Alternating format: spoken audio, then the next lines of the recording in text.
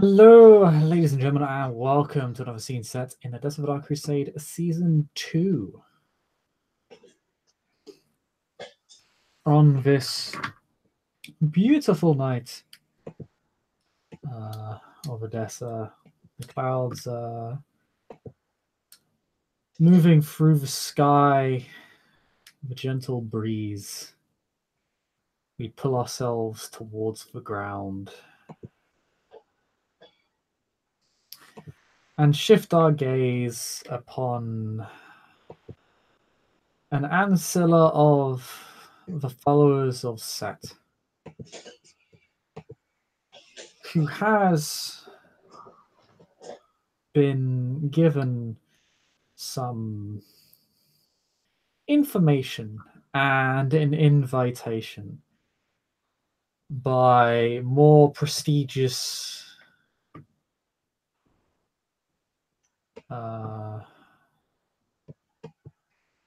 actually not more prestigious at all, by other prestigious, because Solahdrin is actually quite prestigious, by other prestigious members of his clan to look into and begin dealing once again, or aid in the containment of a very particular threat that really only seems to have been plaguing the Setites. That of a group of lupines within the city. Those who a century ago the domain struck a deal with.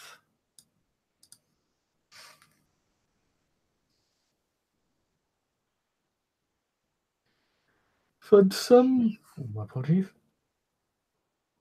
for some degree of mutual aid.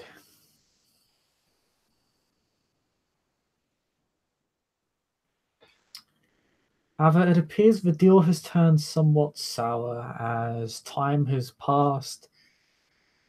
The lupines, or many of them, have either moved on or died, and the Canaanites of the city don't see as fit to respond, as this is only really affecting one clan and one domain in particular. And so, unfortunately, the issue of lupine aggression and grievances becomes an inner clan matter for the Setites to deal with. They are, however, well equipped and well prepared, having some of Set's finest among them. Solahdrin, you've been feeding within the Setite warrior domain. They have numerous safe houses, and they've kind of invited one of them to you to set up a plan of action, as it were.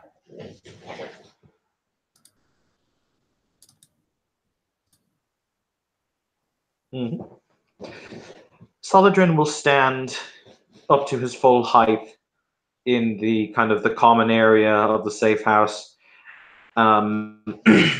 Just after nightfall. We know that what kind of building is it? The building that we are intending to go and violate profusely with obsidious, pardon? With incredible violence. Yeah, it's actually a tavern. Ha! Operating at night quite illegally, but what you gonna do?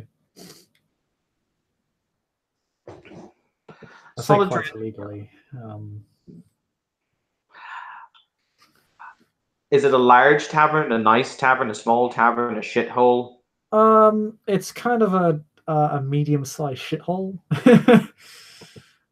It is known to be a place where I mean, it's the Arab slums. A lot of rough people live here, but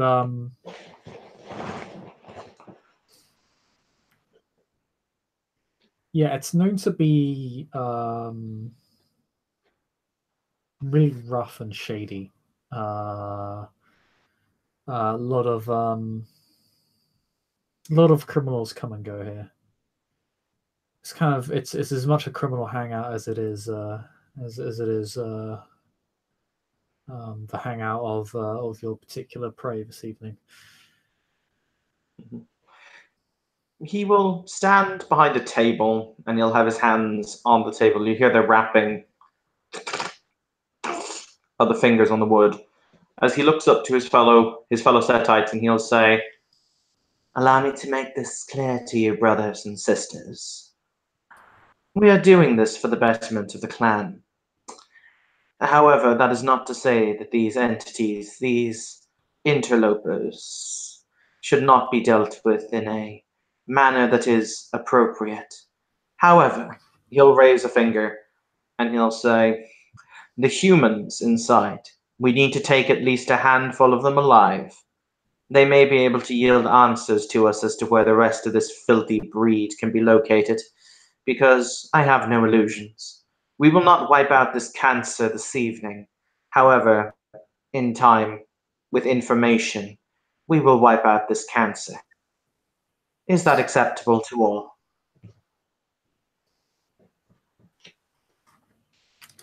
One pack at a time, Menace says, who is like who is Dwayne Johnson. I mean, you have to have the rock. It's entirely fine. I accept this.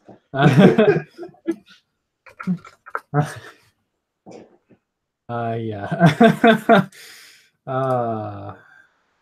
We'll never grow tiresome. Yes. Yeah, he says that. He's kind of the one who leads the coterie in particular. We've been fighting with these things for a while. You're right in that we need to take some of their human friends alive. They have mortal relations to the blood. They aren't much of a threat, no more dangerous than any other mortal. However, he will say, raising a finger, he'll point down to a map of Edessa that he's got spread in front of him, and he'll point to the Arab slums, and he'll tap it with his finger, and he'll say, "Have you ever stopped to consider why it is that they've decided to set themselves up here? They've not seemed to have any real interest in leaving. But what is here that means that they stay?"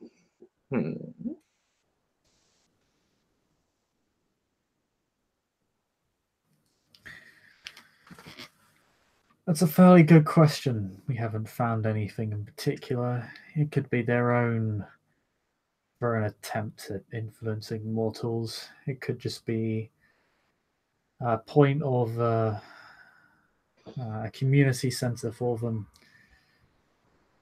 or it could house any number of foul items or whatever it is they deal in. I couldn't agree with you more. However, until we know why it is they're here, well, I personally would not try to make a blood contract with a lupine, mostly because they have an odd tendency to, well, not continue to bite, not cease to bite until their head is removed from their neck. But their humans may be able to answer the question. And then, if we are armed with the knowledge as to where the infestation comes from, he'll plunge a knife into the map. It will be much simpler to solve.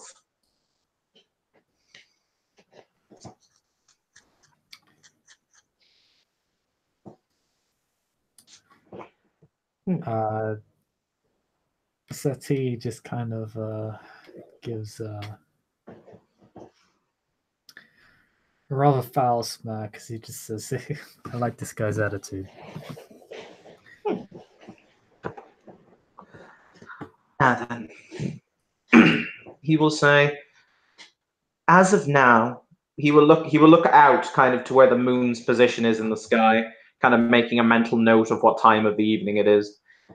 He'll say, I should hope that we will be moving shortly. See to whatever preparations it is that you require before it is we move out. Have your weapons checked, etc. Yes. Something important to note Mhm. is that while they don't seem capable of sensing us, per se, whenever we approach them under obfuscation, there have been times where they have begun. They have become aware of our presence but haven't spotted us to begin looking for us, usually heading straight in our direction. But they I don't have a always query find for us. you. He will walk over behind the one who spoke, and he'll clap his hands over his eyes like, and he'll say, "If you were blind, but you could still smell, you'd get a rough idea what direction they were coming in, wouldn't you? They're dogs. You must think of them like dogs."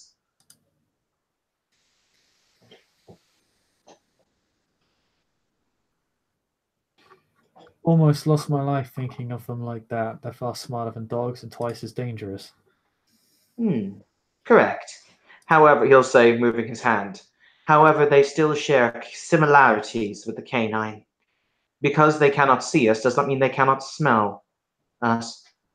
I would wager that is how it is that they're able to attempt, at least, to identify our presence. However, he'll smile looking at him and he'll say, did you not know that this gives us a decided advantage? I'm wondering if you can see it. I most certainly can.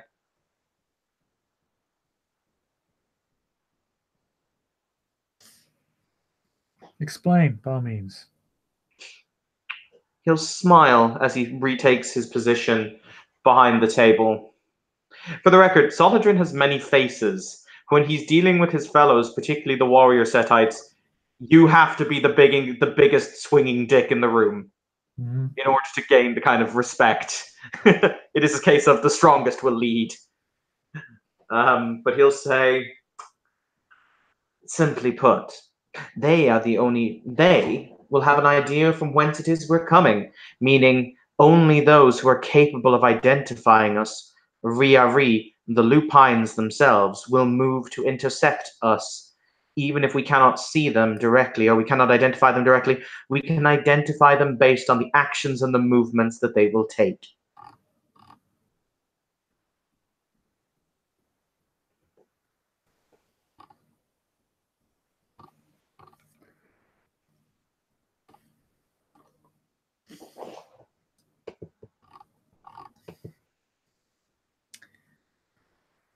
That is quite fair.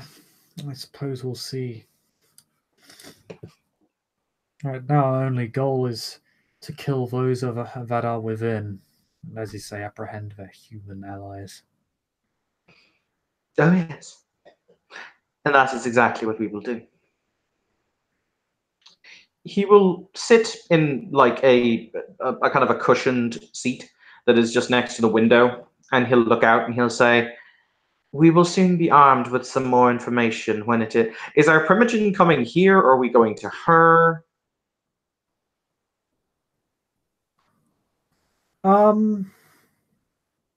She'll send her ghoul along because it's kind of just a sort of it's just a drop off of information. So while the task itself is important, the delivery of information itself isn't really. That's valid. He'll Um, wait. so yeah, yeah, it doesn't take me long for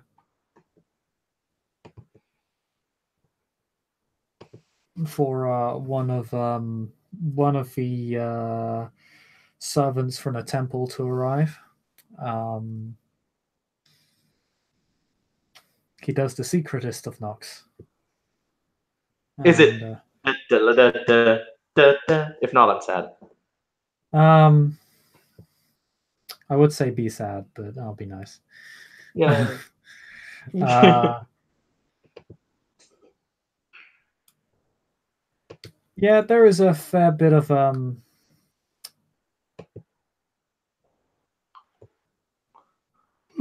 yeah. There is a fair bit of not respect, certainly not deference as a ghoul, but acknowledgement, being that this is the ghoul of the Primogen, so gets a bit more leeway than most ghouls. Mhm. Very, very different to the rest of you, considering that any one of you could cleave this poor sod in half. He's actually a fairly inconspicuous-looking gentleman, dressed largely in rags with a large veil and wraps covering most of his face. So you don't really get a good look at his face, but you know what he looks like.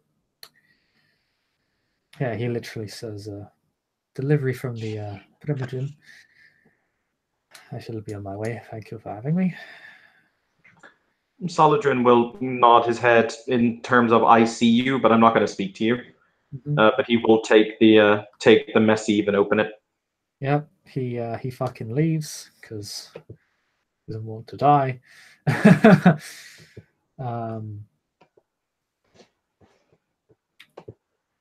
Yeah. So you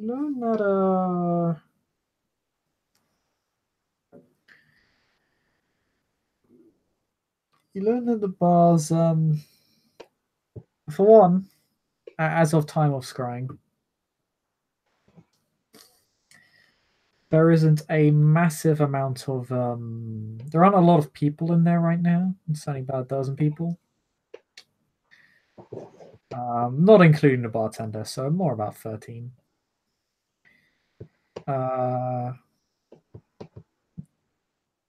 The bartender's dressed much more like a thug, a criminal, than an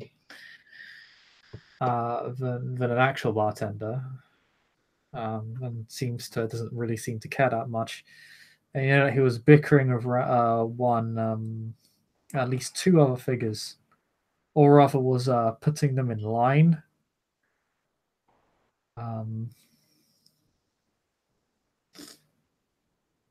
One of which did shift upwards into a rather aggressive man-wolf form before eventually getting told to shut the hell up. The other one actually is noteworthy because they appear in particular quite, how to put it, deformed.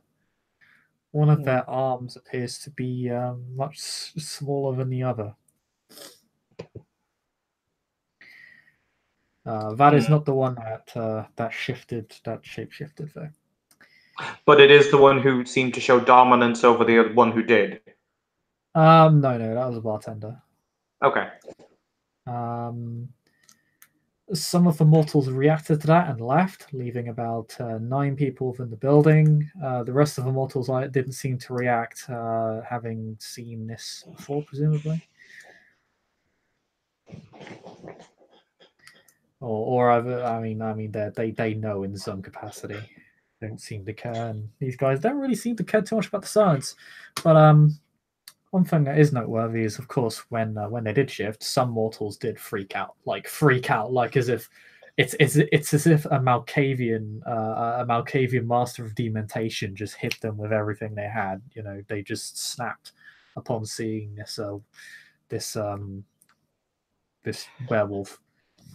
Solahdrin immediately files away in the back of their mind that werewolves have some methodology of hiding their presence even after they shape change, because if they do this blatantly in public to the point it scares the people, but there's been no talk of werewolves who have been seen publicly, like there's no talk of wolfmen stalking the streets, that means that people either don't remember it or or even though it was obviously and blatant, didn't see it for whatever mystical effect.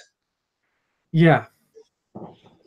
That one mortal that didn't react also left the building with these people freaking out. Apparently, the bartender told that man to deal with that particular situation. Okay, so he'll file that away. Out of character, Evan, of course, knows delirium exists. But obviously Solahdrin has no idea. So, but that is an important fact for him to file away for later. Yep. Definitely know for some reason the full-on traditional werewolf form of being a giant man-wolf not only causes mortals to irrationally panic, but to do so it causes them to panic in such a way that is violently irrational, and it comes across as somewhat unnatural because it is sort of instantaneous switch in the mind. Okay, so from what I've seen here, basically, she has confirmed that there are in fact 3 of them in the building. Because aura perception is a hell of a thing. It's a hell of a drug. Oh, this is being given to you via. Oh yeah, I know, but I assume she would have denoted there are X number of them in the building. Let me check, see if you can use Auspex pass through Scry, because I think it does. It does actually cover that. You either can or you can't. I can't remember which one now. I think you can, but it's been fucking ages since I've used it. Yeah, let's look it up right now. You cannot. Okay. The caster cannot use additional Auspex powers through the ritual. Oh well, c'est la vie. We know that one is a definite. We will assume the bartender is, and we will assume the one with the wonky arm is. Assumptions, they could be wrong.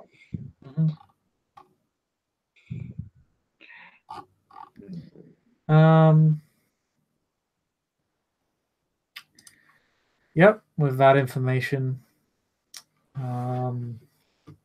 presumably everybody will be off. Solahdrin's going to look up, and he's going to. Which one's the Ancilla and which one is? I know one of them is a neonate. You got 2 Ancilla, which is Menes and Seti. The neonate is Nabeta, who's the most recent, the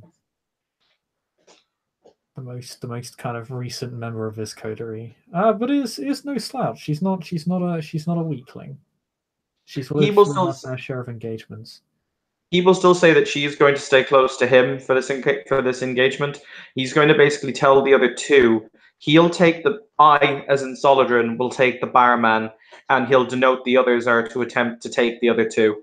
We'll attack, hopefully from obvious gate, and basically try to have them incapacitated. If that fails, then we're going to beat them down. The moment one of them is dead, they are to go and make sure they're dead, as in separate their head from their body level of dead.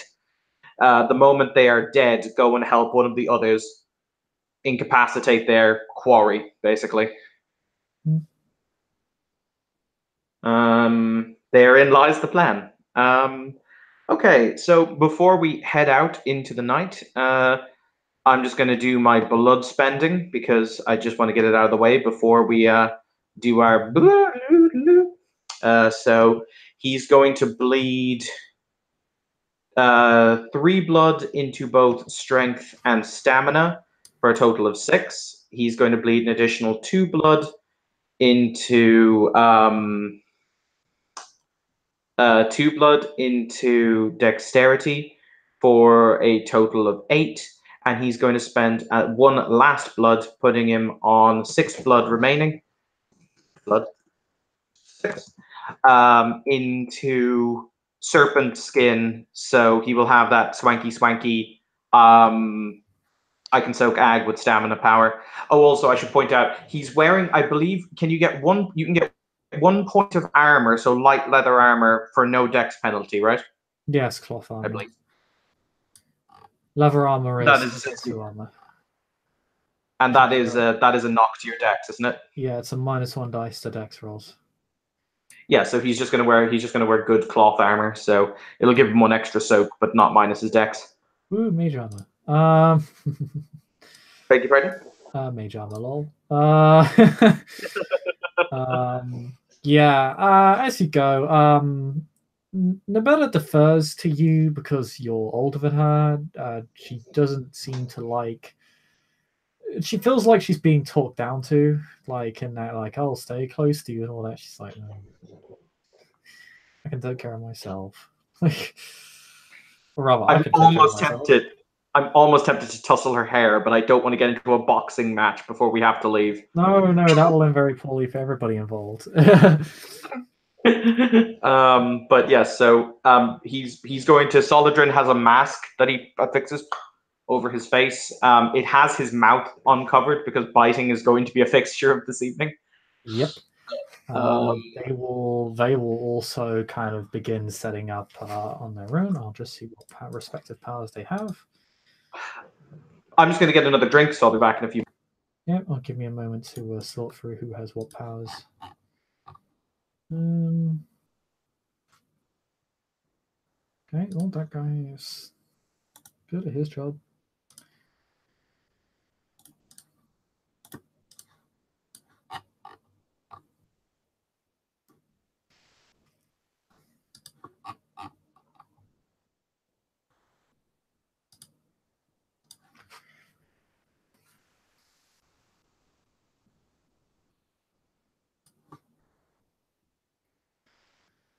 So they can all do Veng.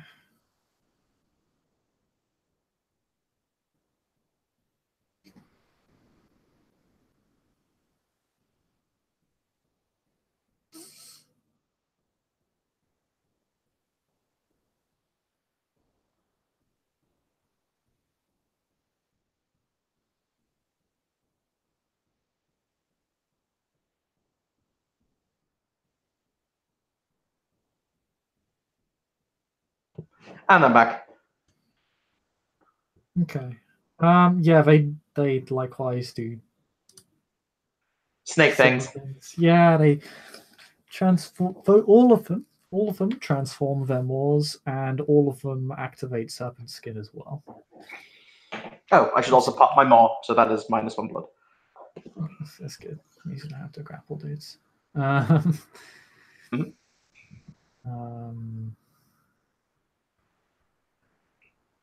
And yeah, you'll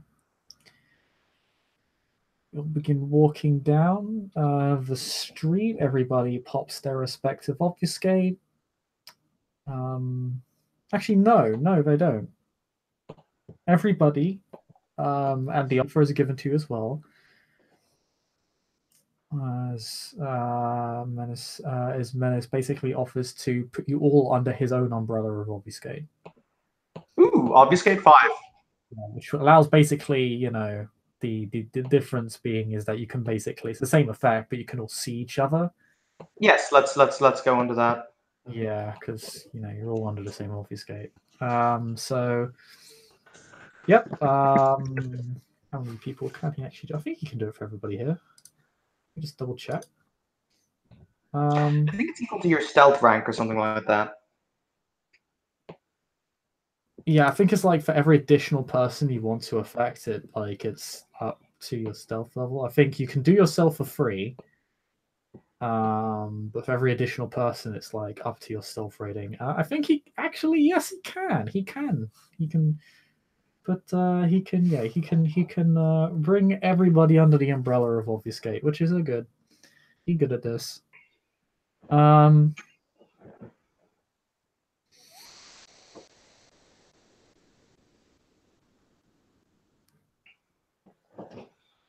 And yeah, you'll begin heading down the street. It's about 10-15 minute walk.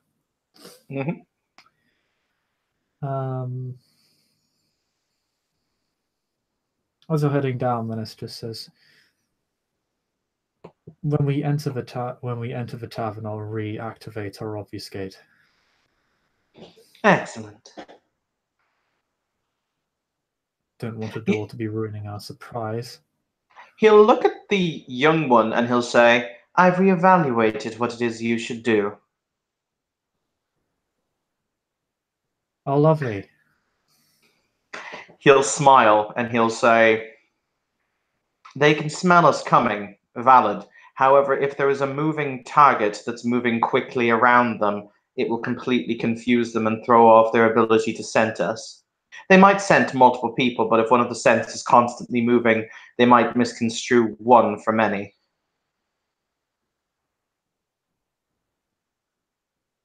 You want me to run circles around the tavern? I was thinking more weaving around the tables until such time as the violence commences.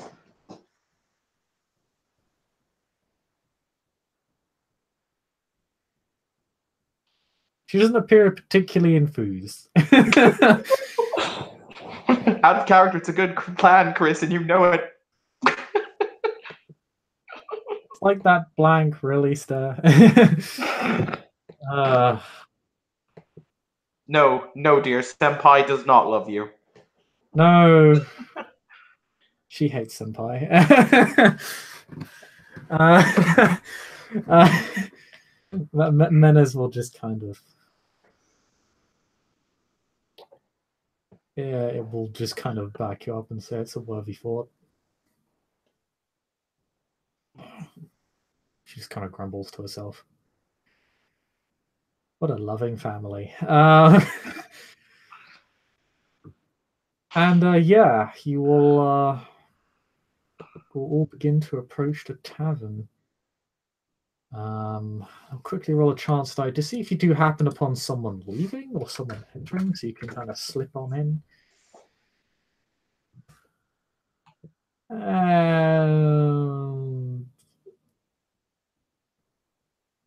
It would need to be an 8 or higher. It's pretty. You'll require a fair bit of luck in the middle of a goddamn curfew. So, unfortunately, no one is there, which means as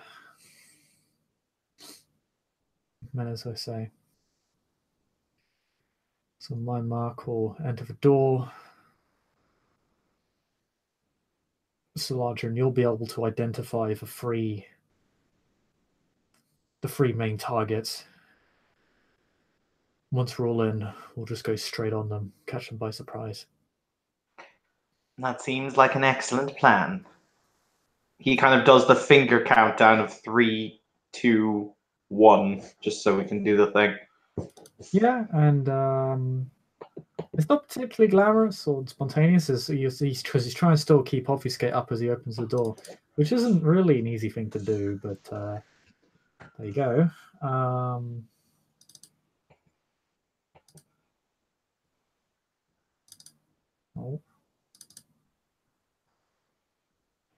But it is something he'll try and do, so I'm just going to roll for him.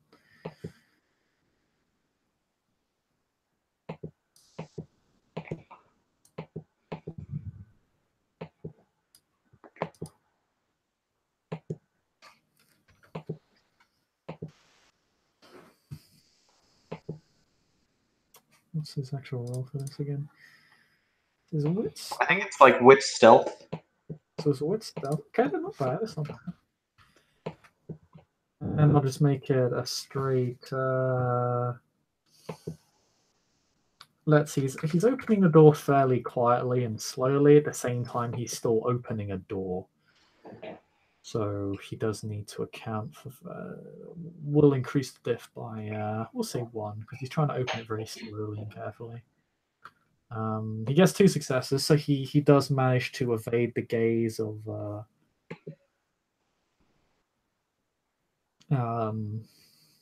everyone. Cool. He doesn't have to re-trigger, obviously, which is good. He doesn't reveal himself. He doesn't accidentally re-trigger combat. And yeah, you're all able to enter. You see slightly more people than the Primogens stated. There's actually it seems like the guy who left has come back. And someone else has entered as well. Looks to be another shady figure. Fairly sparse night. It is a curfew. Looks like this man's just stopping in for a drink. Has some decent arms and armaments on him. But other than that, doesn't look particularly noteworthy. Similar to the rest of the room, really. Everybody looks somewhat disreputable in their own way. Not everyone is so well armed or armored. Everyone has at least several knives on them here, though. You notice that. and even the people who aren't wearing armor over their shirts would appear to be rather somewhat buff under their armor, as if they likely have padded clothing or are wearing armor under their clothing rather than the other way around. Mm-hmm. It's most likely low tier armor. These are criminals; they're not particularly well equipped. There is that one guy who stands out, who doesn't from the Sadite Primogen's description wasn't noted prior to this, so maybe he's new here. Maybe he just arrived to get a drink, and he is drinking right now. Everybody else is kind of minding their own business. A lot of people are kind of in their own corners. You basically got about one set of 3 and 2 sets of 4 in their own corners.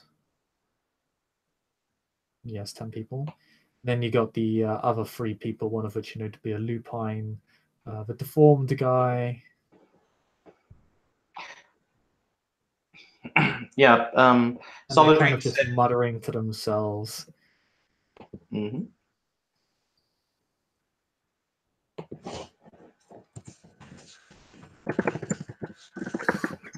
One moment.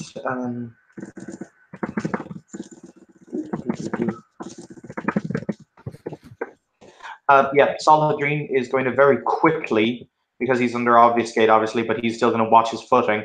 I'm going to make my way very quickly behind the bar, because I said I would take the barman. Okay. Yeah, this is a barman. He's fairly obviously not a good guy. I swear to God, he's a bandit of some description. I mean, he's bandit too. What do you expect? Yeah. He's the number 2 bandit in Odessa. Like, this guy is hardcore. Fucking lupine. He's weird question. Talking to the guy, he just calmed down. Because Evan obviously knows it's out of character, but as I approach him, do vampires feel the rage? Because I know ordinary people can feel if you have a rage score. I don't know. That's actually a really good question. For this, I'm just going to say he wouldn't know how to describe it, of course, but he would feel a kind of a palpable sense of anger, maybe. Yeah, I don't know. I don't actually know. That's a really good question. Also, yeah, you feel a little bit weird. It's not overpowering or anything around him. There is going to be absolutely no conversation. As soon as he has his back turned to me, I'm going to drop out of obfuscate and sneak attack bite him. Yeah, it's like literally, he's talking to the guy. He just come down and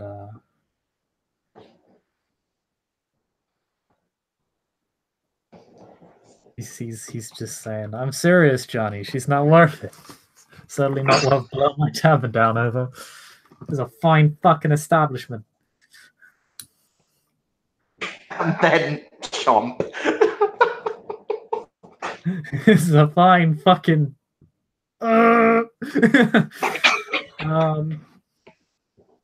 He is. Yep, that happens. I'll happily just roll my attack roll and stuff. Yeah. It's -2 diff when you're flanking someone in World of Darkness, and is it still the same? That's how it is in Vampire. Is that the same in Dark Ages Vampire? I assume it is. Yeah, I believe that's the same. It's like even using the same rules. So yeah. Cool. So that's going to be. I'll of course spend the blood for potence, bringing me down to 4 blood. But I'm about to get a whole lot of. Oh dear! I'm about to drink a whole lot of werewolf blood. This is where this evening's going. Interesting, yeah, because wolves actually have a ton of fucking blood. Oh shit! Okay. Oh yeah, are you biting to damage or are you drinking? Because you can only do one or the other. That's actually fairly Can you? explicit. Yeah, it has to be one or the other. In that case, can I spend for celerity Add bite him once for damage, and then in the same round, drink. You can bite it. You can drink on a celerity round. Cool. Yeah, I'll do that. I'll drop to 4 blood. Okay. Yep. Feeling a bit peckish, so hopefully this picks you right up. So so he has six rollover. His maw does an additional 1 point of damage. He's not in Typhonic Avatar form, unfortunately. If this all goes shit-faced, Demon Dog of Hell is coming out again. So that's 6 rollover plus his 6 strength. Plus 1 is 13 dice of damage. Difficulty 6. Mm-hmm. The ones don't count. 2, 3, 4. So that's going to be 6 aggravated damage with his 2 celerity or with his 2 potents. Spend for your potents? Yeah, I did. He had 5 blood, then I dropped it to 4. Oh, I should have dropped it to 3 blood. 1 second. Ooh, yeah, I'll make you a bit hungry. I can roll for it if you prefer. I don't mind. Oh yeah. Just roll self-control diff 6 because you are now entering your hunger level, I believe. Mm-hmm. You'll need to roll for hunger. I'm about to feed anyway, so. yeah. So it's not the worst deal. It's not the biggest deal, but yeah. Okay. Self-control. What's the difficulty of the self-control roll? I'll just say 6. Just put it standard. Okay, yes. Yeah, you resist the urge to frenzy. That's good. Okay, so he will then. What does werewolf blood do? What does werewolf blood do? I'm trying to remember. It does some weird crap. I know that doesn't every point counts for 2 points or something like that because it's really rich. Or is that an old thing? God, I might actually have to look at V5 because I can't remember how V20 covered. Actually, I'll just look at V20 book and see if it has anything to say. If not, then yeah, I do know it has weird shit attached to it. I know it has like an upside and a downside. I think the upside is it counts as 2 points, but I think the downside is you immediately frenzy. I think the downside is it makes it a lot easier to frenzy. Mm-hmm.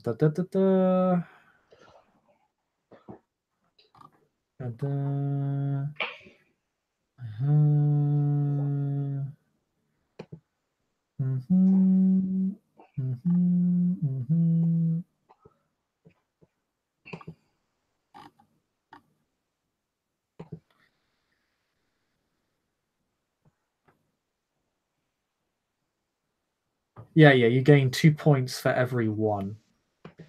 So that means Solahdrin shoots back up to blood 14 because with Typhonic Maw he can drink 5 points a turn. Okay, every blood point of werewolf blow increases difficulty to resist frenzy by 1. Yes! Diff 10 frenzies! You drink this. Yeah, okay, that will take place on the next turn. Sorry, on your celerity round. Everybody also will get their surprise attacks. Oh yeah, so no, you'll be acting on. Yeah, because you don't get celerity, and so you get your celerity point back. And that frenzy check doesn't matter. But yeah, you don't get people don't get to use celerity on the ambush rounds, unfortunately. Everybody else will drop out of Obfuscate and do exactly the same fucking thing. Oh, if I don't get my celerity, if celerity doesn't work like that in sneak attack, can I roll 1 extra dice to see if I hit him 1 extra time? Because that could kill him. Yeah, go ahead. Because I discounted the celerity when I rolled it, so if it rolls a hit, it would just generate 1 extra rollover, basically, which could be enough to push him to death. This is very true, and he doesn't really have the capacity. I mean, he has 2 armor dice. That's it, really. Oh, it didn't matter. Unfortunate. He'll have to make a check because you just did a tremendous amount of damage very quickly. I was gonna say if that doubles his stamina, I believe I stun him. Yeah. Oh, unless he spends rage. Rage does actually allow you to get out of a frenzy. It is fourth. Okay, so there's a half minute. Oh, that's precisely what his auspice is. So he's going to be rolling at a decreased difficulty. He almost succeeds in losing his fucking shit. He got 3 turns. That's so impressive. He doesn't actually frenzy. He almost does. He does gain a rage. One for now entering combat, and another for taking such a ridiculous amount of fucking damage. Puts him up to a lot of rage. Actually, so he needs to roll 1 extra dice. Okay, he frenzies. Okay, Yay! so yeah, he reflexively shifts. Whilst I'm grappling him, this is going to get fun. Oh yeah, you get to make an automatic grapple check on him as well. Because I keep forgetting about all the things Typhonic Maw does. So yeah, make a strength roll. No, what it does is it automatically initiates a grapple, and then we oppose each other on his. Basically, depending on who goes first next round, I don't have the. This is where the mechanic gets weird. Okay, so Typhonic Maw lets you automatically initiate a grapple with your Typhonic Maw. It means you don't need to grapple to bite because it automatically initiates a grapple. Yeah, initiates a grapple, which is like my interpretation of that is you both get to roll to see if you actually succeeded the grapple, because it initiates a grapple doesn't automatically cause one to succeed. But it's basically a free grapple action. Okay, yeah, I'll accept that. So we get to each oppose the grapple with strength brawl, I believe it is. Yeah, basically. He's okay strength. He's not bad at brawl. I'm still have my potence active for the round, so thank you, potence. Save me. Oh, and I'm still flanking him, and this constitute does. Do I still get the flanking bonus on him? For grappling, it's just 6. It's just completely opposed. Okay, that's fine. Grappling's kind of a weird mechanic. He only gets 2 successes. Oh my god. With my potence, I equal him. But he is the defender, so he will break the grapple. You don't quite get to grapple him, although you do an enormous amount of damage to him. Yay! So he gets throttled. Yeah, he takes 6 ag and is almost instantaneously killed. He's just barely alive, and unfortunately he's frenzying, so he doesn't get wound penalties, but still. However, your friends will do the same thing. Cool, because then it reverts to initiative after the end of the surprise round. Yep, so your friends will also attack their own respective targets, and Menace will attack the other. And he will attack with his own Typhonic Maw, and he doesn't have a specialty for this. That's 4 at 1. Spending potions. Okay, so that's. Check his stats here.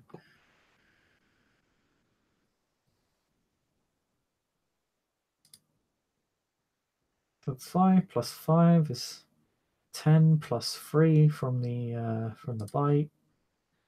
It's 13. He's doing automatic. Oh god, that's 10 ag. Not today, Satan. Not today, Satan. Oh, not today, Satan. This guy needs to make a rage check.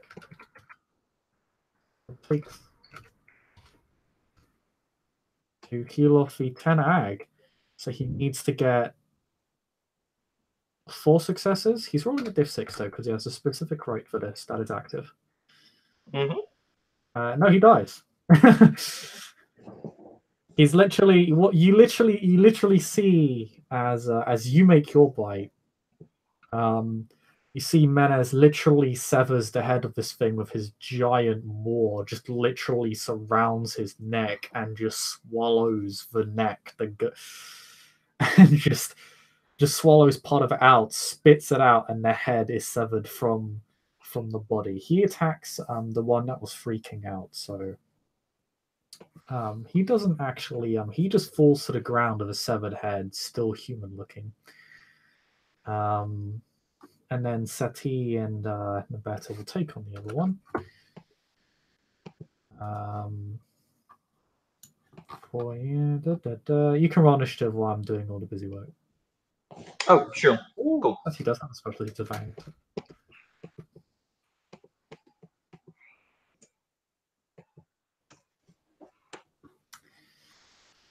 All these bastards so good at this shit. You'd almost swear we were built to do this. It's as if they were made to kill things. We're spent opponents as well. As a dice roller is like, haha, what even is psychic?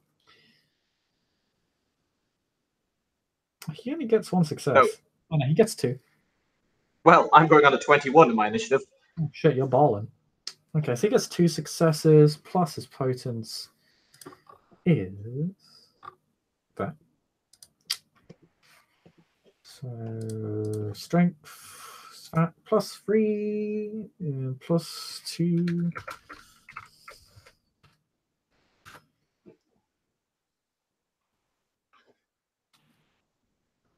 Dice roll wants to take its time. How's your day been?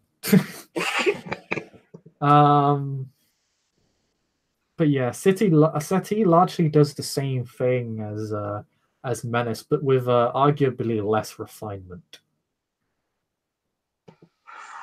In fact, quite clearly less refinement.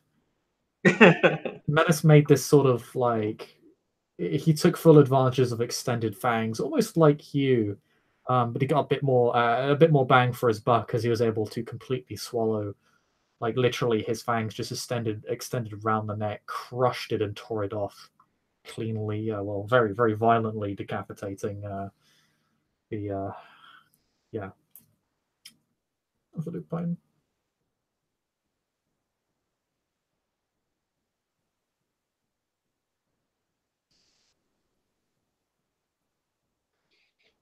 And the one in front of me just dropped into Krynos, didn't he? Yeah, he's frenzying. Hooray! He's a lot of rage right now. Oh, there we go. Okay, he does. Oh no, this guy needs to roll.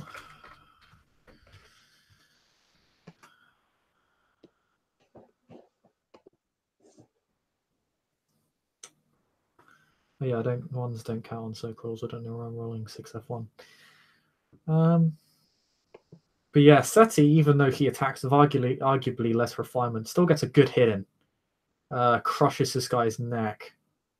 Looks like he's going to decapitate him as well, even though it looked it was clearly quite rough. Like he's kind of had to, he's decapitating his fangs by moving the fangs as they're kind of already piercing the body. So he kind of shakes it around. Funnily enough, like a dog. This guy does soak at least 1. This guy will roll rage. Oh.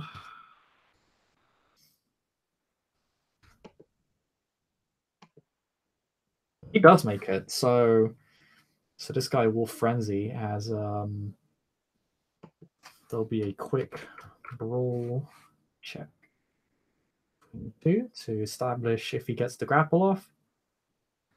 And again, he has a specialty. And he's using potence, so you get 6 successes. And this guy gets 5, so he does not succeed. Yeah, Sati manages to grapple this guy as he begins to turn into his Krynos form. And the Beta will try and finish him off real quick.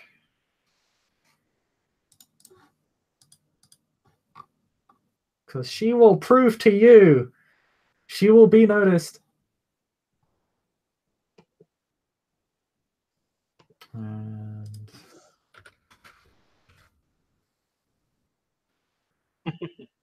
she will be she gets an additional success because she's rolling at div 4. Or 6. So that is strength 3 plus 4.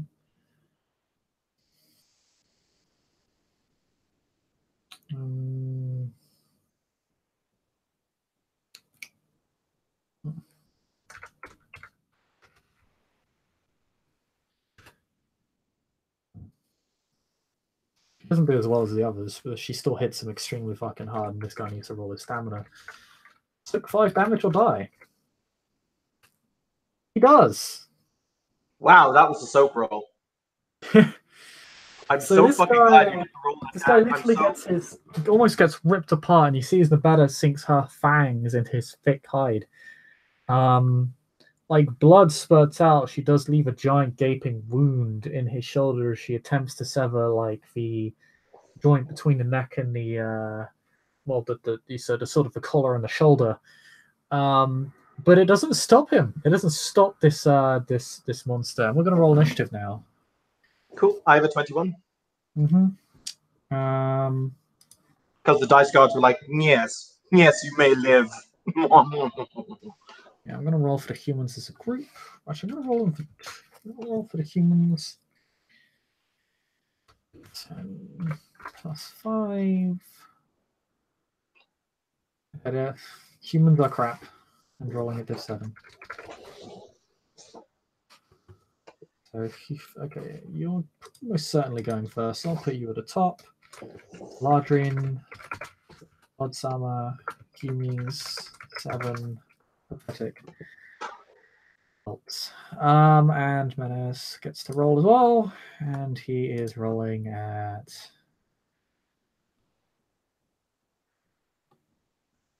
5, 8. He gets +10.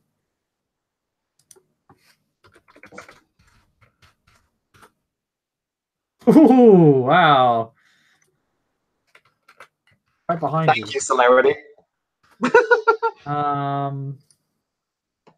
Entity rolls at that. He does not nearly have so much fun, but he still gets a good roll. And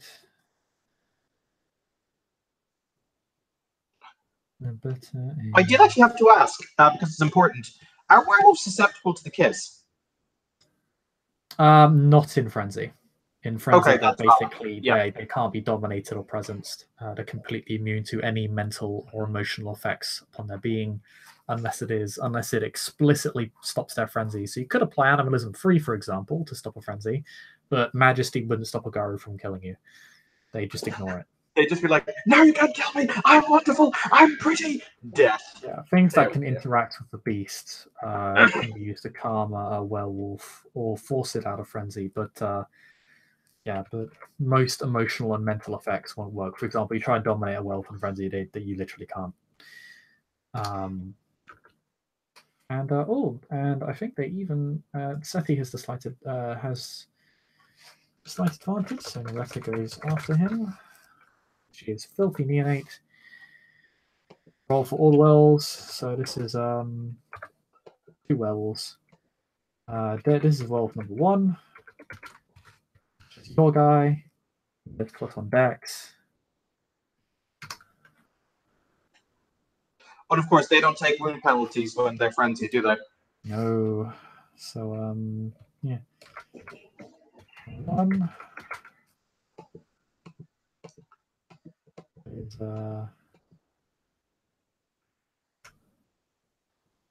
11. And they roll 2. You fortunately killed the one which gets +10 initiative. And he will get +6. Okay. So they're technically all going after you, so you got plenty of time to murder these guys. So Solahdrin, the floor is all yours. He was slightly chagrined with the fact he didn't kill this motherfucker in his first assault. So his response is going to be, well, look at you, living. He's really putting the effort in.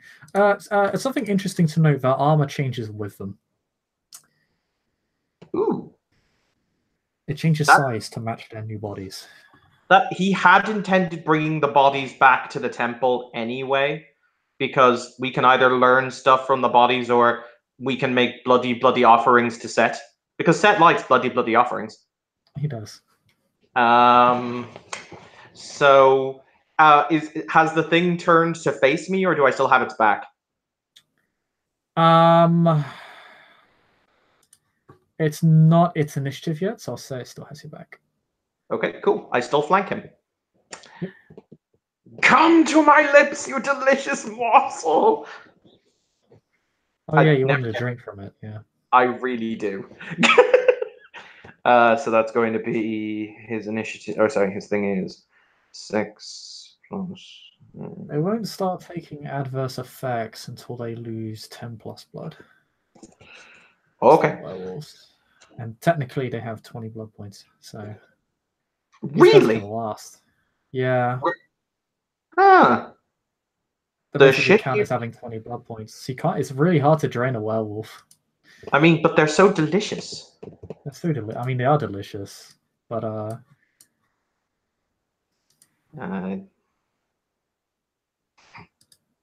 they are delicious, delicious murder balls. He's going to go down to being hungry again, so he's going to drop down to his 3 okay. as he spends for potence and celerity. As I said, if I succeed, my celerity action is going to be to drink anyway. So we'll Yeah, see how I'll this. just take your I'll just take a prior self-control check as this one. Yep, that's fine. So yep, and you will sink your fangs ever deeper into him, attempting to just tear him open whatever manner you see fit. Do you have a specialty for fangs? I do not. I will be buying that at some point though. But oh dear, that was still many, many successes, much successes. Yeah, that's a lot of dice. He blood buffed right before the scene began. Yep. Or right the middle of the scene rather. So that's going to be 6 rolling plus 6 strength plus 13. So that's going to be 13. Difficulty 6. 1, 2, 3, 4, 5, 6, 7, 8. 8 ag all in all. Or sorry, 7 ag all in all. Oh no, 8 ag, because the 1 discounted the 10. So that's 8 ag in total.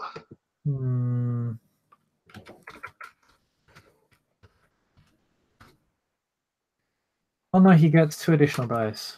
So he gets 9 dice to soak. Die, you wolfen bastard! Did you make this guy raid? Oh yeah, he did rage frenzy. That's why he's no. He just took the damage and then he lost his shit. So, he hasn't raged frenzied yet. How much did you do to him again? 8? 6. So he soaks almost all of it hilariously. He still takes another 2, which will put him at.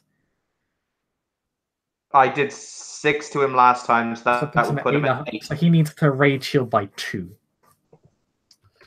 Die, you bastard! He gets another rage because he's now being put to rage healing. So, wow, this guy has a lot of fucking rage. Let's see if he makes it. He actually heals off. Yeah, something strange begins to happen as you tear him open. You literally rip open his entire torso, and like his guts literally spill out.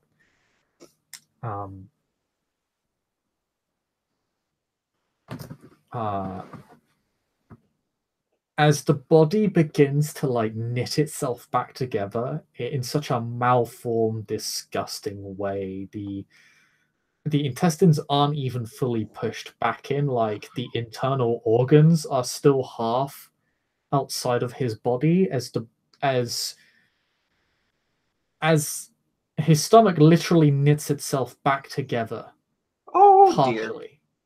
Dear. And yeah, he will on his turn he will turn to face you and strike you, roaring out, screaming. You can imagine this is not the most. This is probably not great for a curfew situation, but I mean, it's not like you have much choice. It's not you doing this. I just point out. I believe the phrase is "Menace, save me." Yeah, just looking at a feral. He's just letting out a feral scream as he turns to you.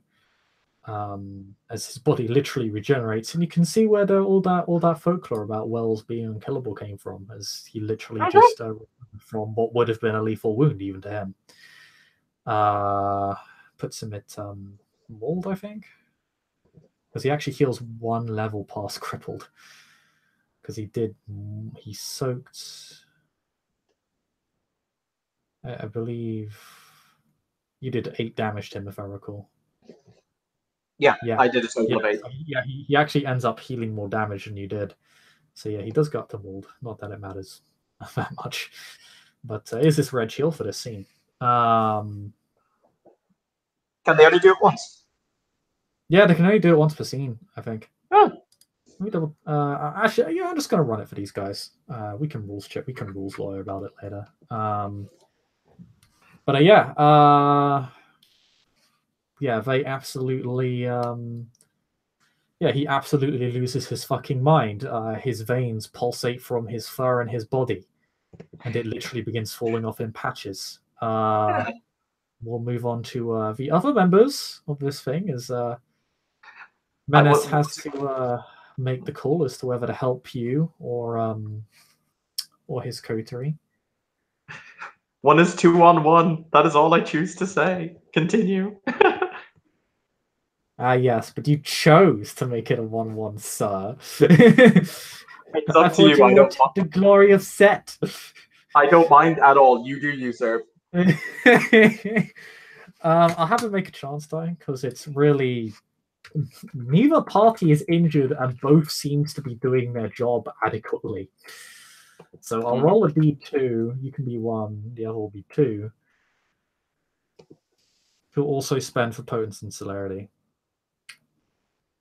And fortitude. Spend all his blood. Puts him down to 9, I think. Okay, he'll help you. Hooray! He'll help you finish off his threat. And he'll make an attack with his fangs, like before. He doesn't get the bonus. Yes, he does actually, because if Menace was across from him, he's turned around to face me, and I was standing behind him at the bar. So now the werewolf will be offering him his back. Yeah, that's on the werewolf's initiative though. Menace goes before the werewolf, so he doesn't. Okay, yeah, no, that's entirely fine. Sorry, continue. Which is he's going to annihilate this piece of crap. He doesn't get the benefits of his celerity. Actually, I should have rolled 2 extra dice for him when he last attacked. Okay, yes, 4 successes. 4 successes. That's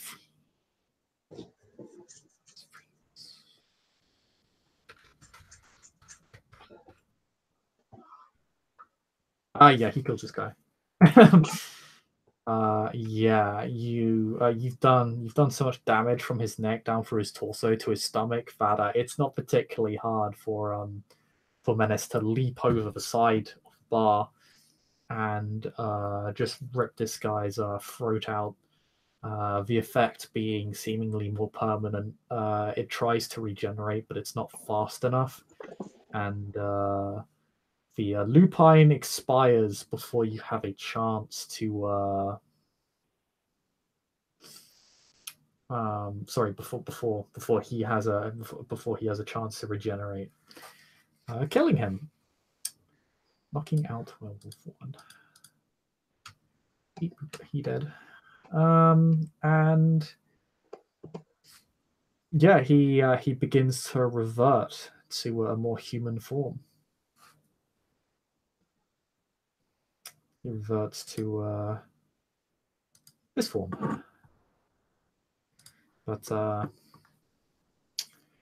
that being said and done, there's still one target left, and it is what's the NPCs. And just in case there is the slight chance this wolf actually kills one of them, and we'll just go through and we'll do it by the book, so to speak. Because in this guy could in theory die. I believe he is grappled.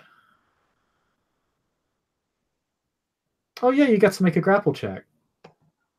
Oh, it doesn't matter. He dead.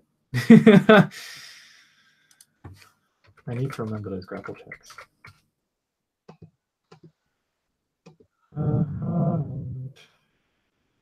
Ending for potence. This guy's probably dead.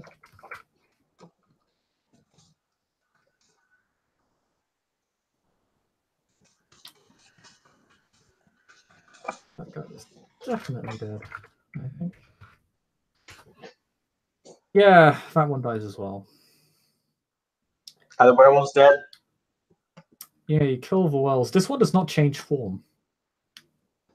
It stays as fucking Super Wolf. Yeah, its limb was still lame even in its Krynos form. Oh, it was a menace.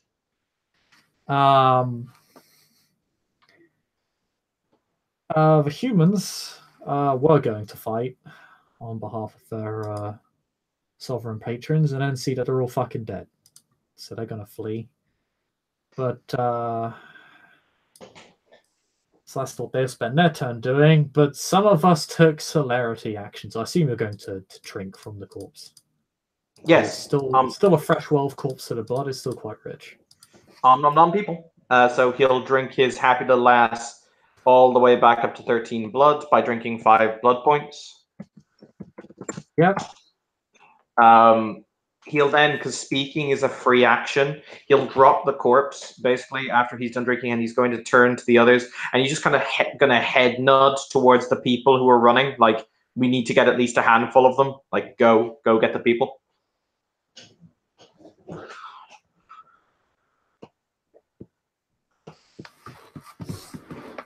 Yep.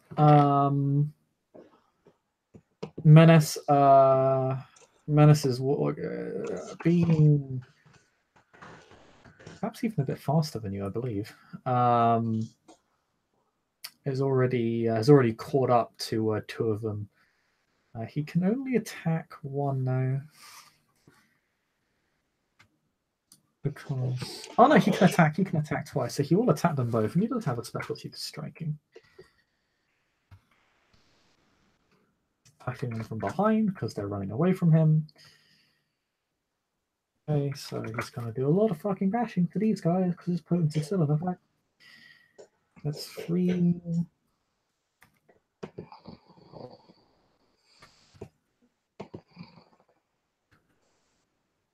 He doesn't do that much. And it is only bashing, so they can soak. Oh, I thought he'd do more. These guys are going to roll. They do have armor, and it's bashing, so they can actually make the attempt. They soak 3. So one of them gets smashed in the face. Almost knocks him clean to the floor. Doesn't knock him out. He tries to get up, but it sounds like you can literally hear the crack as Menace slams his fist against his jaw, just like literally snaps part of his jaw. Caves in part of his face. And I believe you have a celerity action. No, you spent yours. Do you have another celerity action? No, he only has the 1 celerity action. Okay. Then Menace will get his second attack action. We'll attack another because there's 2 in front of him. So I'm only getting a flanking bonus to his side. He gets more or less the same amount of successes.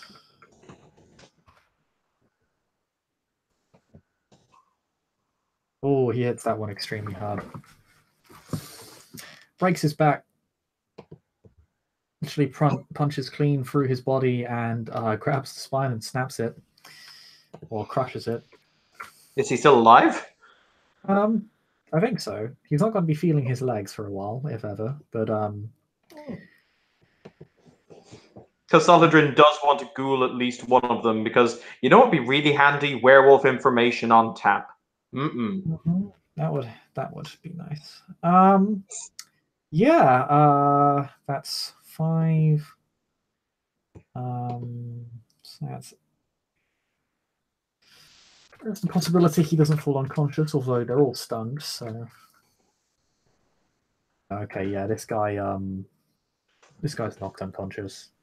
Horribly wounded. Part of that tips over to lethal as well, so he actually takes some lethal wounds because it literally tips over.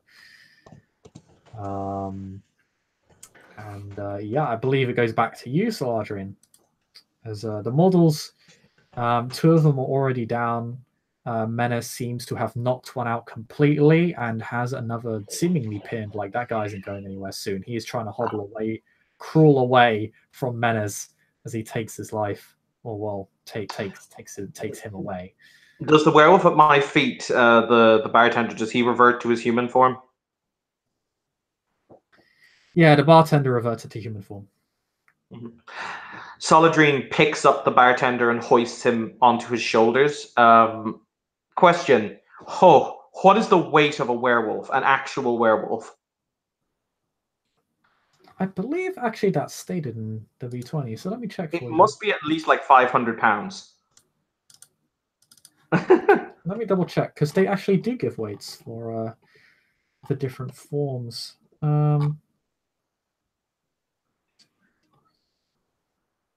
Changing. I'll just find. Oh yeah, they go from 400 to 850 pounds. So yeah, I'm gonna say this guy. He's fairly wiry, so he's a little bit on the lower end. Yeah, he's about 500 pounds. Okay. It's the bartender's in Homid. He went down to when he died, he reverted to human form. Solahdrin's going to kind of throw the once we have 2 or 3 people, because that's all we need. We don't need any more realistically. He's going to throw the dead human on the ground, and he's going to say, "Right, we have the people. Collect up the bodies." He kind of looks at the huge werewolf corpse. Then he looks at Menace, human corpse. He looks. He says, "Will you be able to lift that?"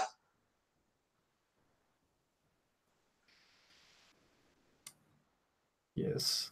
I'll just say he knocks out the other guy because, frankly, a human is no threat to him. The rest will scatter.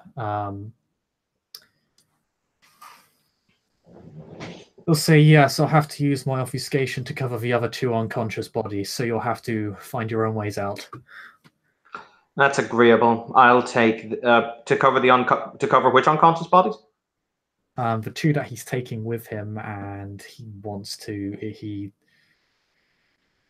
he's going to take that Krynos corpse because obviously people seeing that might be problematic.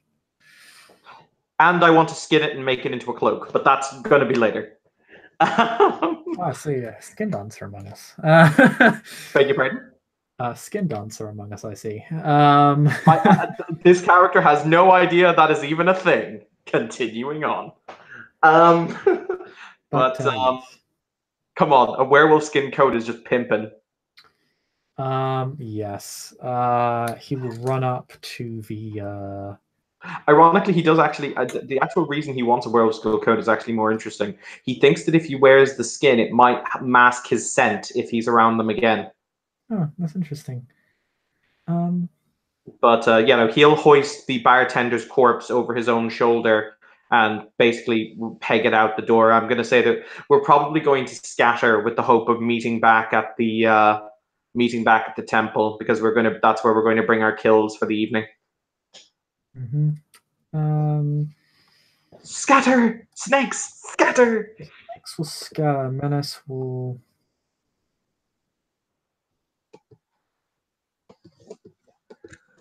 Make the appropriate check for his obfuscate to make sure that he disappears with everybody.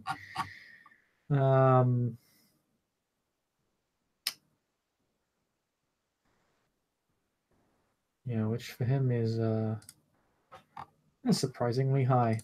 He actually gets to roll quite a lot of dice at a difficulty of 3 because there's not any strong-willed people left. I mean, as you guys, but you'll be. Oh yeah, he would actually have to roll against you, I think.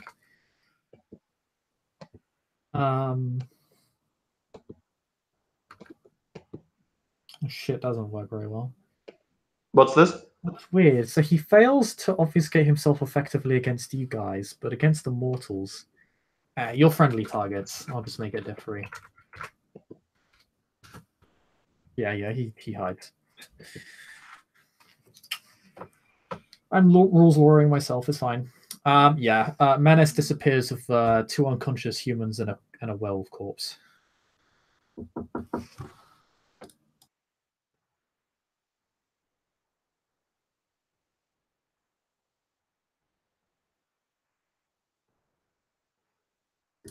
You do hear the sounds of guards approaching, so all about skedaddling and all that. Yeah, we are going to do that thing where we ski and daddle. Yeah, do you want to make me a quick Stealth check. stealth check? Yeah. Let's do that thing where we roll some stealth. Let's do that thing where we roll some stealth. Because guards don't have the best response time. They're still on foot. So it's going to take 4 them... successes. Yeah, you'll get away just fine.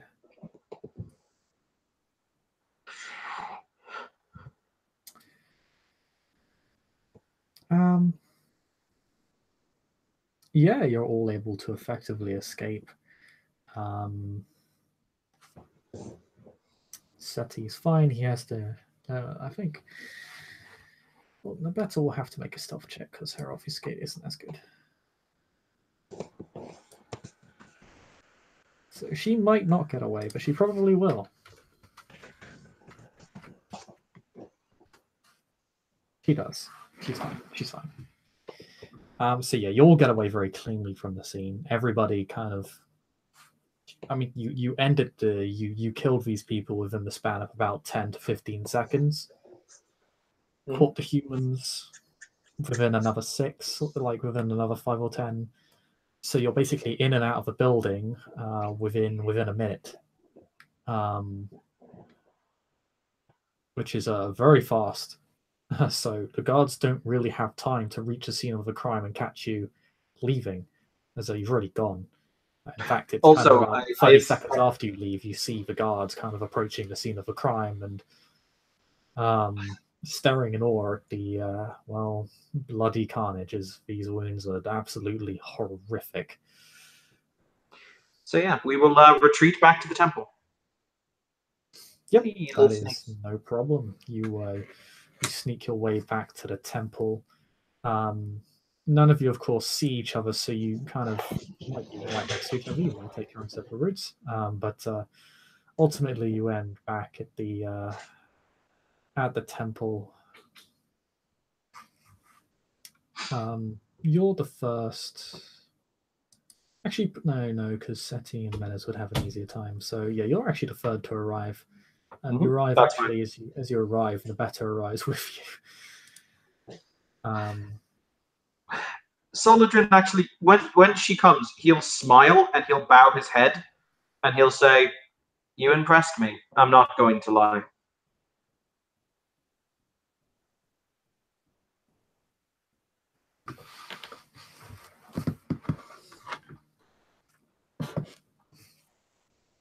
She looks at you. She's actually a little bit surprised that you're praising her.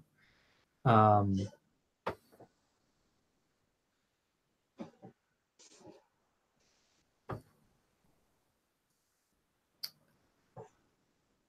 there's actually just that little pause where she's like, huh. And she just tries to rapidly think of something to say until she says, thank you. I only do what I do in the honor of Set's cause. That is all we all seek to do, child. Come, we should go and present our gifts to the Primogen. Yes. Yes, we should. He will stride towards the inner sanctum. Because there is 1 or 2 little bits of roleplay gaff I do want to do, and it would be nice to talk to the Primogen for a few moments. Yeah, Nabetta is actually also carrying a mortal with her. Seems like she may have picked one up on her escape. Just like, I wanted to bring something. I wanted to prove my value. Hey, she did. She really did. So yeah, she's running on a high right now.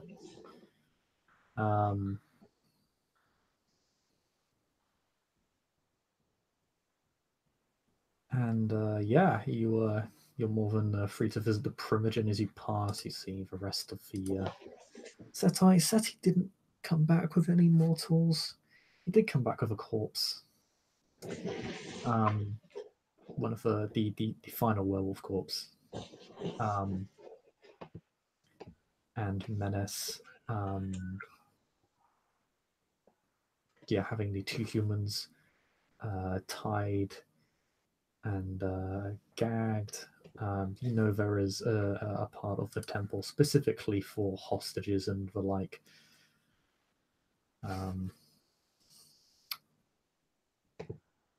Cool. You're able to make your way to the sort of inner sanctum area of the temple where the Primogen will be. Actually, no, the Primogen will be checking out the latest prize, so it will give you a reason to actually look upon the prize and you'll actually see it because the two areas technically are connected. So yeah, that's where she'll be. She'll actually be with Menace, looking at the two captors as Nabetta spends her time putting the other one into custody as well. As he pads up rather silently before he dumps the body next to the others, he'll say, "A rather fruitful evening, Lady Primogen."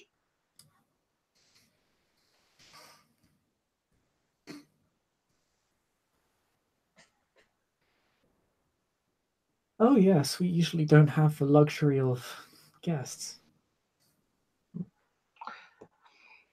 He looks down at them and he kind of quirks his head. This is the first time we've seen the fact that one of them literally has a snapped spine. His response is kind of like, "Huh, that's what that happened. That's what happened there. Okay." But he will casually shrug and he'll say, "They may be able to give us the information on where this infestation is coming from." Yes, I remember where their old one was, but when we read it, it was abandoned. I'm sure even if they don't know, they will be able to point us in the direction of someone who will.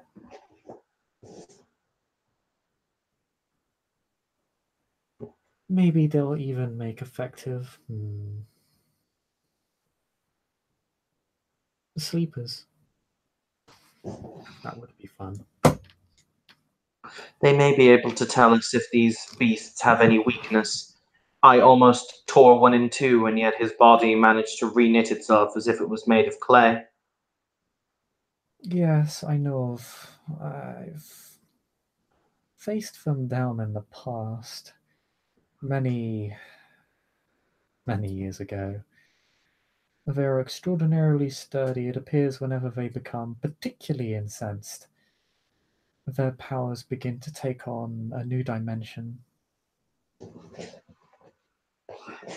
Solahdrin almost as if they are removes. built for war. Oops. Solahdrin removes a knife from within the confines of his robe, and he kneels down next to the werewolf, who's still in Krynos form, basically. And you'll see him slip the knife into the pectoral muscle, and he's going to slip it down, running with the meat. Ooh. Basically, you'll then hear a rather nasty cracking noise as he opens the rib cage. Just kind of. He's doing this in a way, for the record, he does want a coat or a cloak made out of this, so he's not doing it in a way that will ruin the fur. He's cutting it in very smooth lines. Nice. But what he's going to do is he's going to dig out the heart. And you will see him then run the knife along the heart as he opens it up. He's then going to walk rather almost, with that kind of air of religious mysticism that priests adopt. And he dips his thumb into the blood. And he's going to mark each one of the hunters who hunt with him with a mark of the blood from the heart of the beast, like on their forehead. You know what I'm talking about? Oh yeah, no, I understand. And he They will will say, accept this is quite yeah, this is kind of a mark of glory, as it were. and he will say, "Tonight we have done our great father's holy work. I have no doubt that his eyes were upon us. This is the first victory of many. Soon it is we will drive not just this menace, but all those who are lacking in faith from Seth's sight. Blessed is the bringer of storms, for he shall wash the world clean."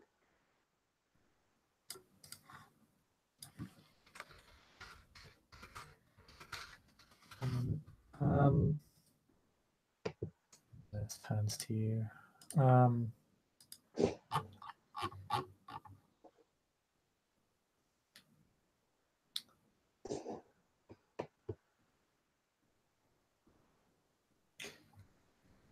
And blessed is he, the ruler of the desert, who shall wipe the slate clean.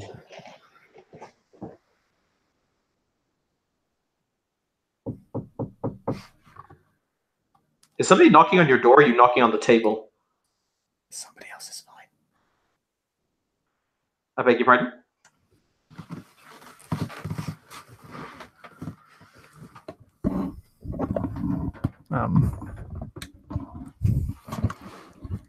No, it's fine. It's somebody else. Okay. Yeah, he just says, and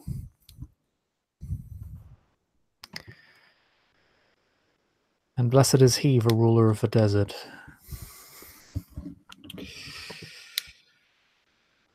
who shall sweep the board clean.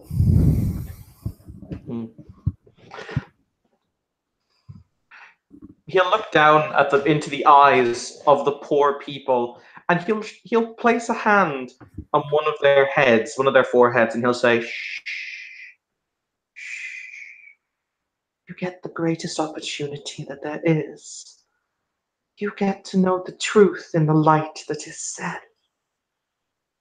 I envy you for the steps that you are about to take, the first steps into his light. Yes, yes." That kind of horrible. Bear in mind, he's covered in scales, and his eyes are like glowing yellow. It must look absolutely fucked up to these poor people. Oh yeah, these people are screaming under their gags. Apart from the one who had his back broken, he can't really register all that much other than whimper in pain. He will turn and he'll say, "Primogen, before we get down to the business of dealing with the prisoners, I did need to have a word with you briefly in private." Of course. I assume they'll just walk out of the area into a corridor or something. Whatever exists.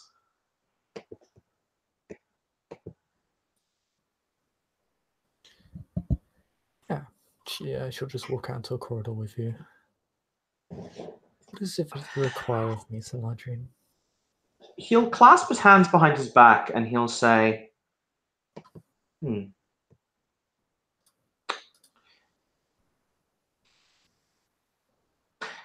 "Recently, as happens from time to time, the great Lord Seth deigned to show me a glimpse into what will occur, what will happen. He laid it before me clean and bare. He showed me a path that lay before us, and the fact that our greatest enemy lurked not from without, but from within. It showed it to me as clear as day." He will explain the full vision in its totality and his interpretation thereof. It was interesting that I experienced this vision whilst I looked at a piece of black obsidian carved in Farsi, one piece of many. A piece that is it the washerwoman? Is that what her nickname is? Wisherwoman. Wisherwoman, thank you. A tablet that the wisherwoman seems to desire, at least I'm led to understand, when she interrupted Giles's Elysium gathering in order to try and steal it. One that is now in the possession of Miss Madeline. Not Miss Madeline, my apologies, Miss Irene, there we go. One that is now in the possession of Miss Irene, I believe to be the case. There are apparently a number of them. He'll say, allowing his tongue to flick out.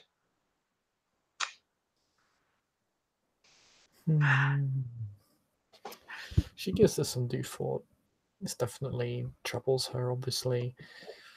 Well, most people would deride this sort of how to put it, foresight is meaningless. Obviously, she knows better. Mm-hmm.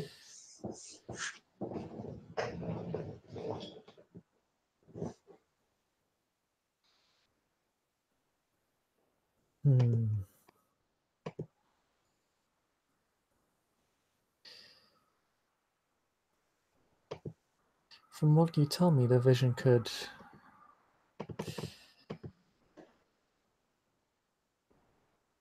Our enemy could be more than just our Sedites. I'm sure you've noticed some of the guardians we have protecting this place. Oh, yes. As for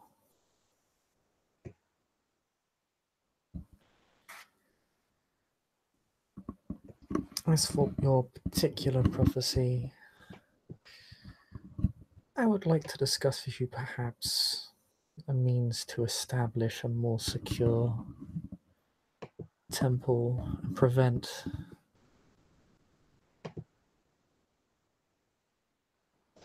such a prophecy from ever coming about.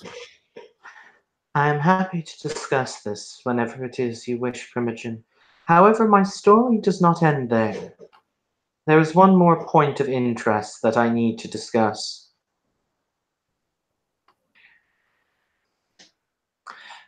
Whilst I was in the gathering of Master Giles, the Ancilla Madeleine of Clan La Sombra made a rather bold claim. She claimed that she believed that Master Gouffron had in his possession one of these tablets.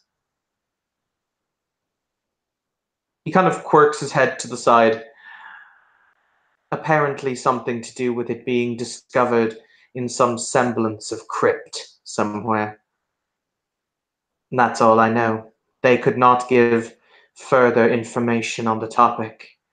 And they could not give corroboration, and even the Lady Irene, her own clanmate, could not back up the assumption. However, there are two possibilities. He'll put up his hands as if they were a weighing scale.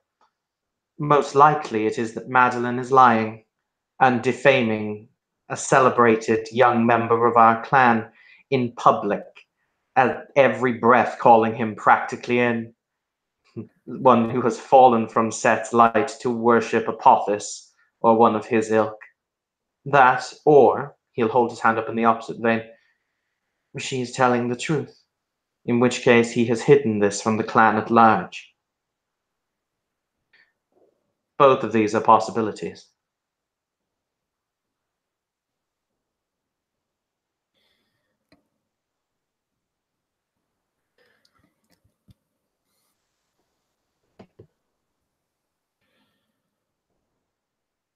She considers this fairly carefully.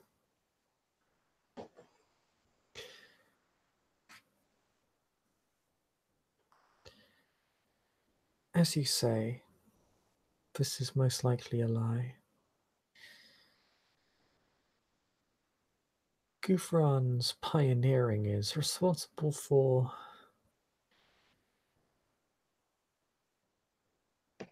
much of our rejuvenated approach to nightly life.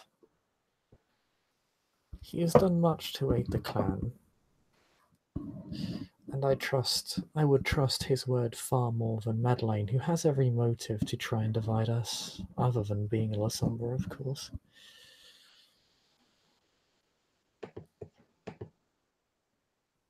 She was sent to negotiate with me once as a proxy for information regarding the Lupines.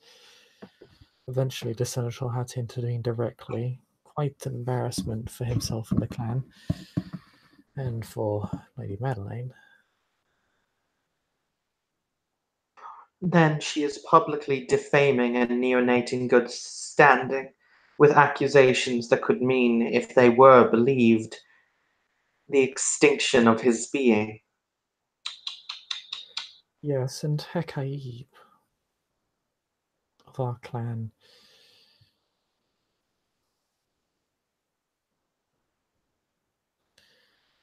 Well, he was there when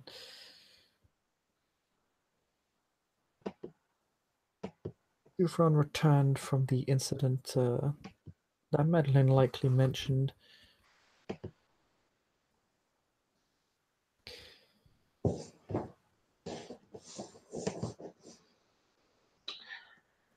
He will shrug. He will And he will speak. say, Sorry. "Oh, no, you continue." Yeah. Hakib saw no plate on Gufran's person and can attest to its good standing in this particular matter. I believe, considering Hakib's occupation, he would have noticed if Gufran was carrying something he should not have. Out of character, what is Hakib? Oh, Hakib is a neonate of the clan. Is he a thief? He's a very, very good thief. Excellent.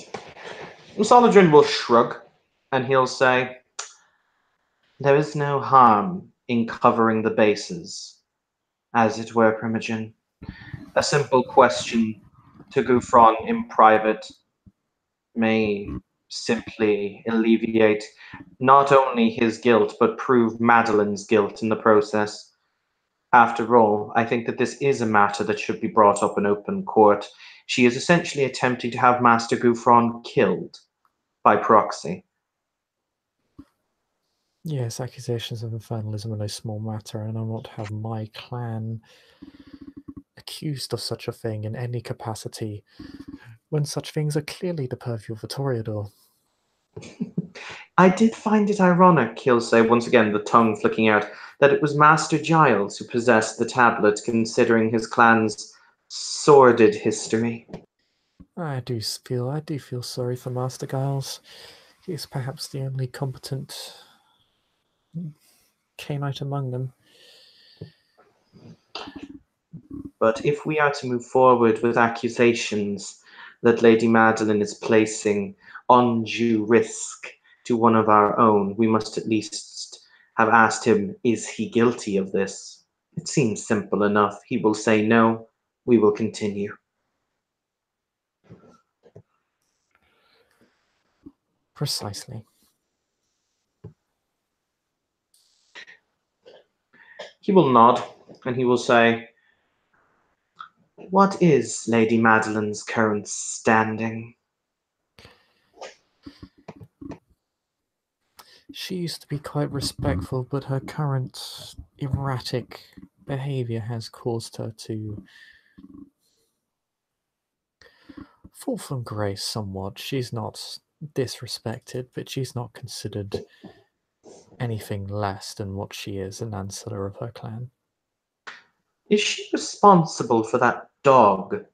What was its name? That yelped at me. The gangrel. Torvald. Is she responsible for that? No, but from what I hear among the would-be harpies, they are quite close. Hmm. But I believe Interesting. Torvald is the child of the gangrel primogen. A shame that they were not taught manners before being released from their sire's embrace.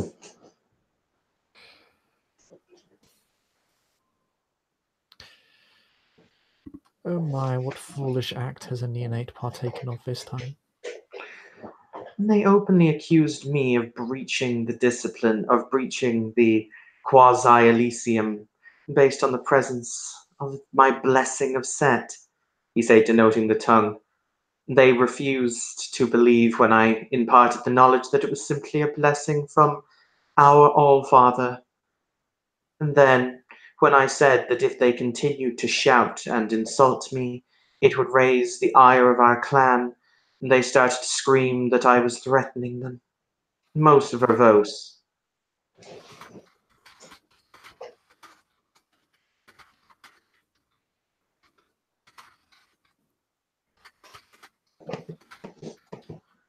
What about your perception empathy roll on the primitive?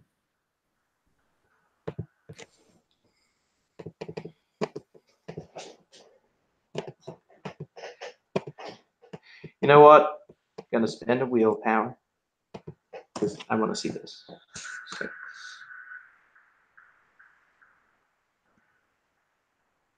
6 successes.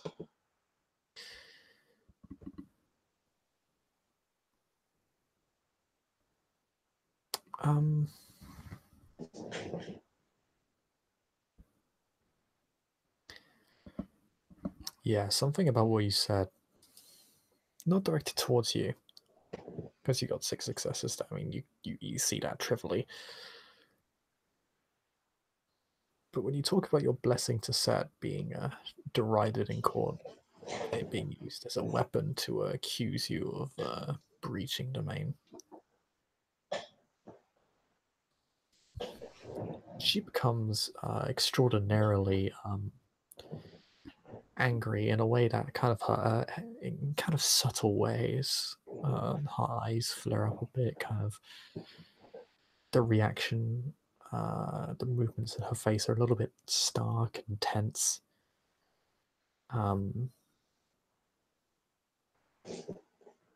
Her head tips to the side just a little bit.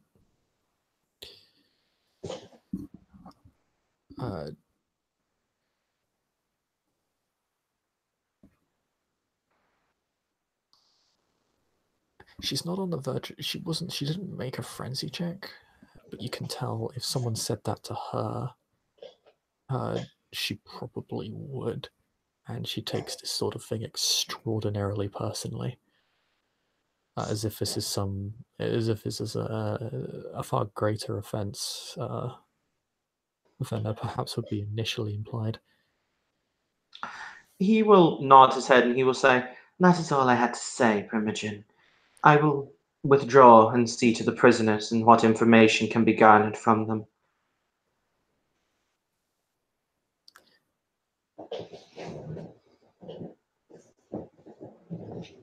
I see. Well, I wish you luck, Solahdrin, and thank you for informing me of the marked false and prejudiced accusations towards our clan. I will see to it that they are resolved, and that your name is not dragged through the mud in such a fashion, and nor is Gufran's. He'll nod. As I said, he'll say as he bows before he'll put his hand on the door to push it open. "It is a simple matter of asking Master Gufron if this was the case. We will then move from there.